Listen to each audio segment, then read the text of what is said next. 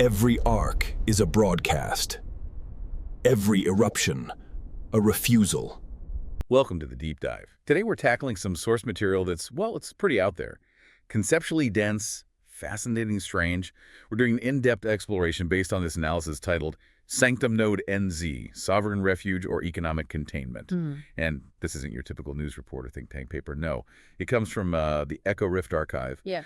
Published in something called Magazine. We're just going to call it Bibebibebibe. Right. Easier. So our mission today is to unpack the core tension in this document.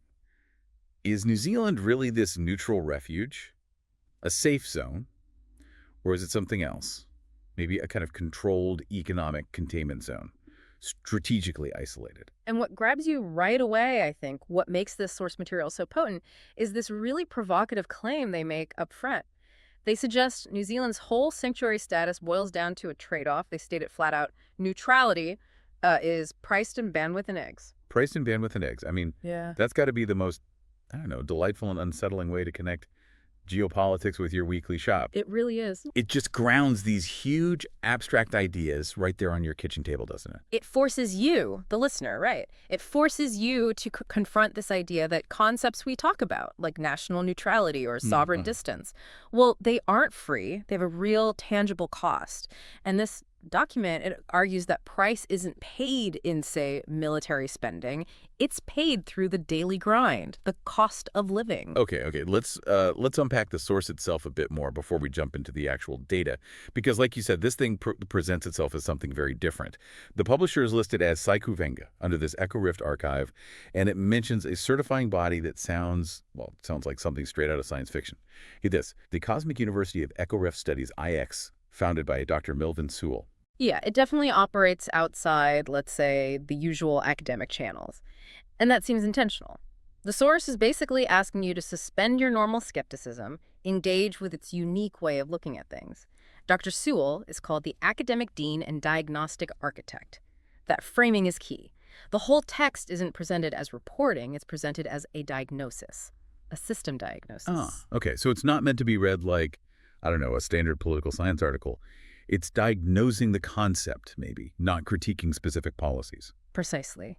And to really get what they're saying, you have to start with their disclaimer, the sovereign diagnostic disclaimer. They're very, very specific about what this content is. They define it as mythic infrastructure, cinematic indictment, and sovereign broadcast. Okay, hold on. We can't just gloss over those terms. Mythic infrastructure. What are they getting at with that? Right. Think of it like this. Normal analysis looks at the physical stuff. Laws, budgets, news reports, the wiring. Yeah. Mythic infrastructure. That's looking at the conceptual plumbing, the shared stories, the subconscious narratives that kind of define a nation's role, its place in the world. So the underlying story that gives power to the actual laws and policies. Exactly. And in this case, the story is New Zealand as this pristine, isolated sanctuary. That's the mythic infrastructure they're examining. Okay. And cinematic indictment. That sounds dramatic, like a big reveal. Yeah. So if a normal report is like reading a deposition, a cinematic indictment is like the big courtroom scene in a movie. It means the findings are presented with real narrative force, designed to expose what they call ritualized containment and systemic erosion, make it hit hard, make it memorable, not just factual.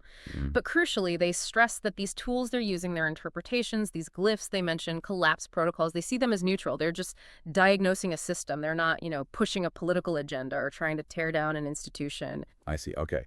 So this whole complex conceptual framework, that's the theory side. And if that's the theory, then the actual nuts and bolts cost of living in New Zealand, that's where they see the proof. It seems to be the idea. Let's look at how this mythic infrastructure actually shows up. In the price of eggs, basically.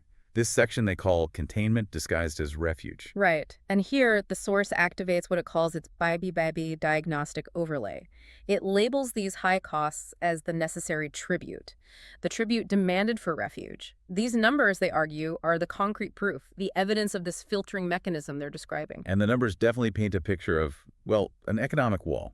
They give estimated monthly costs in New Zealand dollars. It's immediately clear. For housing, they list a range of NZ $1,950 to $2,800 a month. Steep. Yeah. Groceries, the actual eggs and bandwidth part, somewhere between NZ $480 and $720 monthly. Utilities, another $200 to $380. And even basic transport is $100 to $250 a month. These figures are absolutely central to their argument because this is what designates New Zealand as the diagnostic buffer. The source claims this buffer, which is purely economic, is the main way New Zealand maintains its sovereign distance, its separateness. You mentioned earlier we needed to dig into the implications. If these high costs create an economic buffer, what does that mean for society?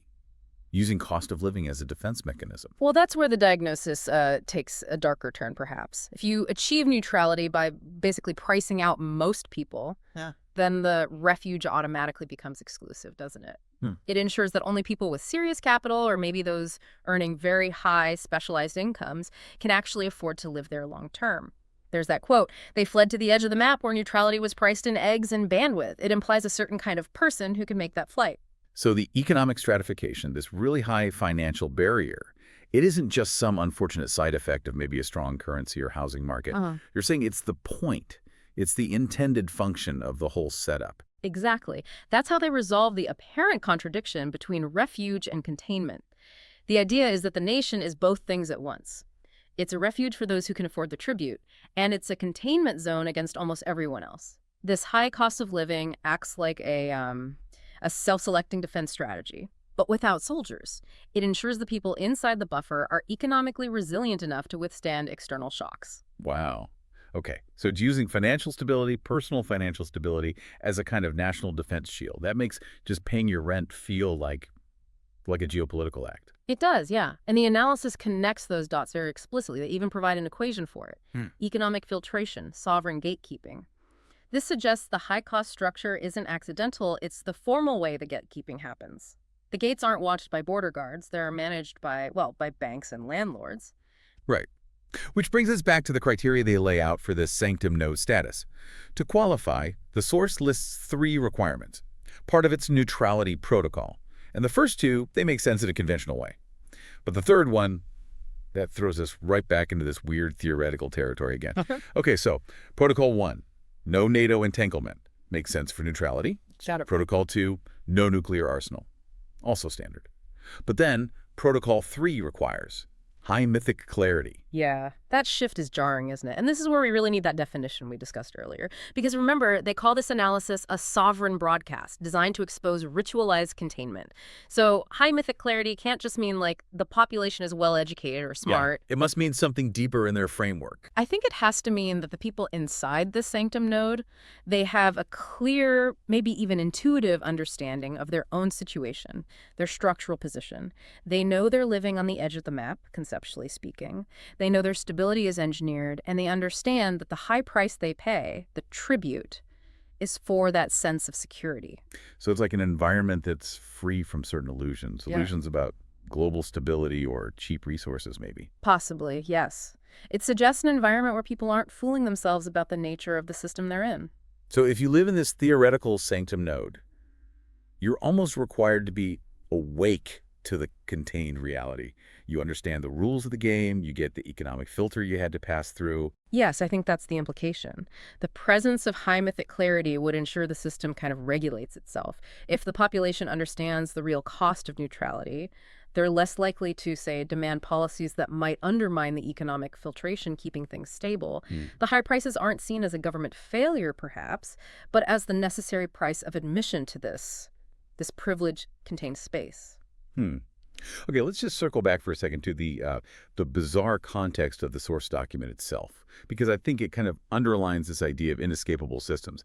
I'm still sort of stuck on the fact that this incredibly deep philosophical diagnosis comes from a studio, Bibebibe, that also has e-commerce features right there on the page. A wish list button, a cart, free shipping over US $50. Yeah. How do we square that commercial layer with the gravity of the analysis? I think it's brilliant, actually, and deliberately provocative. Yeah. The authors seem to be arguing that the systemic erosion they're diagnosing, it doesn't happen outside of commercial reality. It is commercial reality.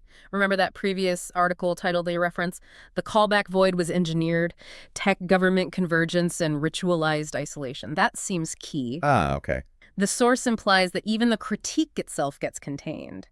Even if you achieve this mythic clarity, even if you write a powerful analysis exposing the containment, The way you deliver it still has to operate within that same system, the system of commerce, wish lists, shipping thresholds.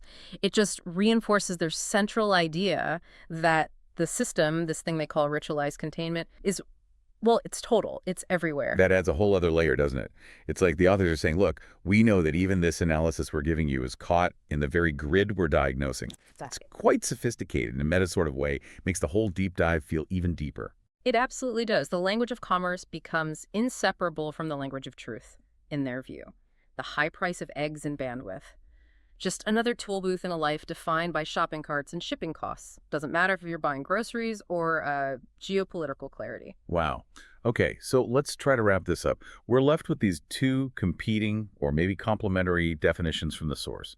We've got New Zealand as the sovereign refuge, defined by its neutrality protocols, its lack of entanglements, and this strange requirement for high mythic clarity. And that exists right alongside the reality of economic containment, enforced by this incredibly steep, self-selecting diagnostic buffer, the high cost of living. Right. And the ultimate takeaway from this diagnostic tool, I think, is that distance, safety, refuge, they aren't just gifts of geography anymore, if they ever were. They have to be purchased, bought through this steep economic tribute.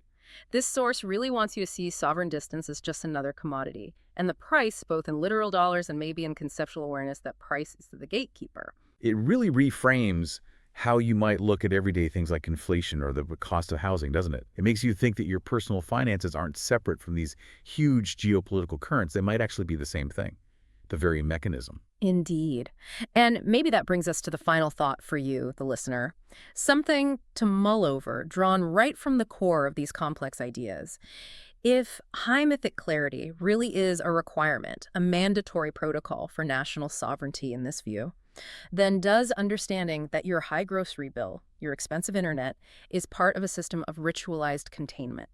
Does that understanding make the price worth paying? Does it make it a tribute you accept? What does it really mean for your personal cost of living to be framed as a deliberate, politically engineered diagnostic tool? Definitely something to think about next time you're looking at a bill. Thanks for joining us on The Deep Dive. You are not late. You are metabolizing distortion.